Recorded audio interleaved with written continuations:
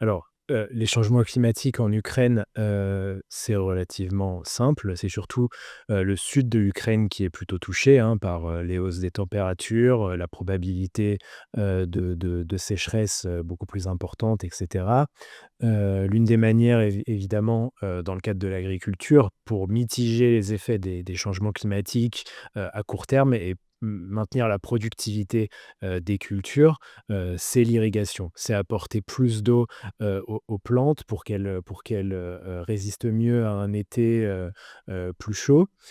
et donc c'est là qu'on a le nœud du problème, dans le cadre du conflit, russo-ukrainien. C'est que, l'irrigation pour fonctionner, elle a besoin d'infrastructures assez lourdes. Elle a besoin, parfois de barrages, on a besoin, parfois de puiser l'eau en profondeur et cetera. C'est des investissements qui sont, lourds, importants, qui mettent du temps à être réalisés. L'agriculture ukrainienne, à ce moment-là, je me permets, de revenir un tout petit peu dans le passé, hein, depuis, la fin de l'Union soviétique, l'Ukraine a vraiment compté sur son agriculture pour se replacer, dans la mondialisation, pour relancer son économie, et avant l'invasion en 2022, l'agriculture en Ukraine, c'était, quasiment une vingtaine de pourcents des emplois actifs, une quinzaine de pourcents du PIB. C'est vraiment l'agriculture est vraiment l'un des poumons économiques, de l'Ukraine. Donc c'est vraiment extrêmement important, et dans le sud, ukrainien où on a une partie du front, on a vu la Russie, qui a instrumentalisé en fait, les effets du changement climatique pour frapper, l'agriculture ukrainienne, pour limiter, la capacité productive de l'agriculture ukrainienne et in fine, limiter l'exportation, hein, parce que, c'est une agriculture qui est résolument tournée, vers l'exportation et donc vers, le fait de ramener des devises en Ukraine et cetera. Donc là, on est dans une stratégie, d'asphyxie économique, de l'Ukraine. L'exemple le plus frappant, ça a été en juin 2023, moment où la Russie, a détruit, le barrage de Kakhovka, dans le sud, de l'Ukraine, donc dans l'oblast de Kherson. Qui était un barrage extrêmement important hydroélectrique pour l'Ukraine, qui irriguait, une bonne partie des terres qui étaient, avec des oléagineux, des céréales et cetera, et la destruction de ce barrage a causé un véritable écocide, a causé, une chute de la productivité, sur beaucoup de productions, agricoles, et donc là, bah, on a un exemple très concret, de comment, les changements climatiques se superposent aux effets de la guerre et inversement, et comment, dans le cadre de la guerre, on a un acteur qui utilise, les effets des changements climatiques, pour, mener une stratégie de guerre hybride, contre son adversaire.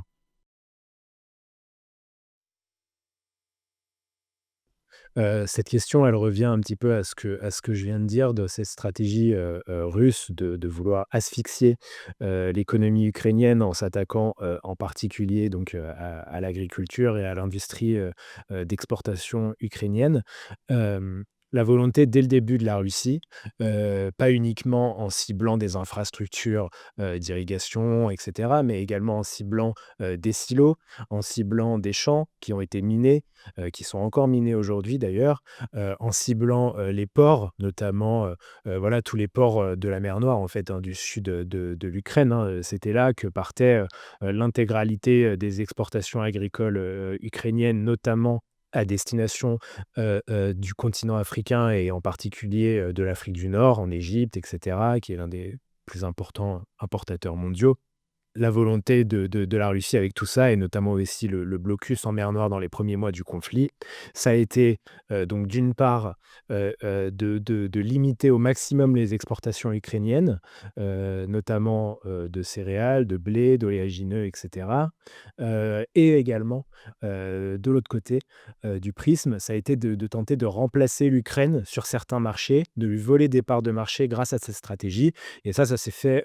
en Afrique sur plusieurs pays. Ce qu'il faut dire à ce stade de la réponse, c'est que, la Russie est également une puissance, agro-exportatrice, majeure. Pour le blé, ça fait quelques années que c'est le premier exportateur mondial de blé. Et ça fait, une bonne vingtaine d'années que la Russie a réarmé, on va dire, son agriculture, à destination de l'exportation, et un peu moins d'une dizaine d'années que, vraiment les exportations, russes ont vraiment, exploser. Et la Russie se sert de cette position assez dominante sur les marchés, notamment les marchés céréaliers mondiaux, pour se poser en alternative, crédible à l'Ukraine, qui a vu voilà sa capacité productive en partie amputée,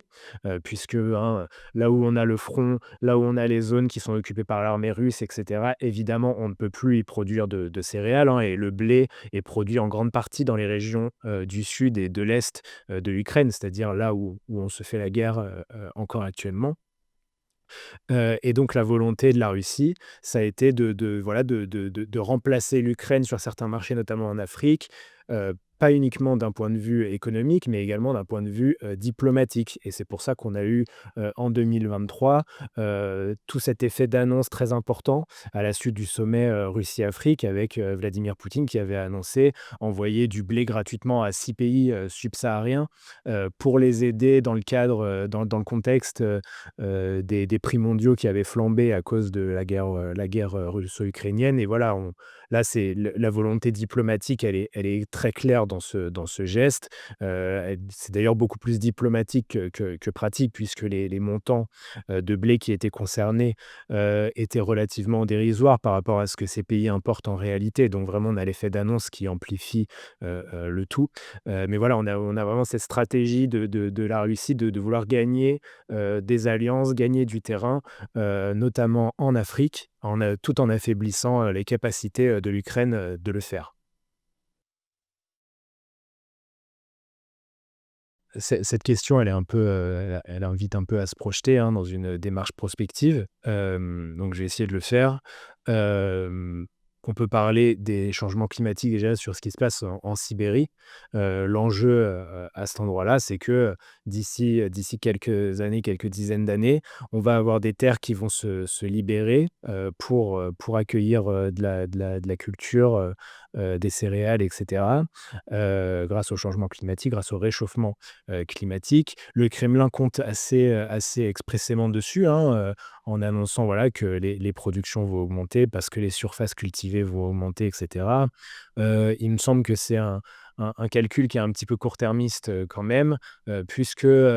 si on regarde à plus long terme, donc peut-être d'ici la fin du siècle, hein, même si les projections, c'est très difficile de se projeter à cet horizon de temps, vis-à-vis des changements climatiques évidemment. Mais on voit que, il y a quand même une réduction, globale des productions, de la productivité, agricole et cetera. Donc, on a un calcul qui est un petit peu court-termiste. Mais en tout cas, là, pour revenir, à là où on est aujourd'hui, ça fait déjà, plusieurs années que le Kremlin a annoncé, que, le blé notamment, qui est vraiment le fer de lance des exportations agricoles, russes, était un produit stratégique au même niveau, que le pétrole. Donc voilà, on est dans un instrument de puissance qui est vraiment, assumé, comme tel. Là, la guerre en Ukraine, en fait, n'a fait que, révéler un petit peu, une recomposition,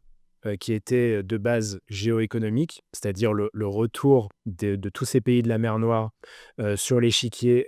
agricole, mondial, hein, à la suite de la chute de l'URSS et principalement depuis le début des années 2000, en une recomposition, en fait, géopolitique puisqu'on voit que, la Russie en particulier n'hésite pas à utiliser,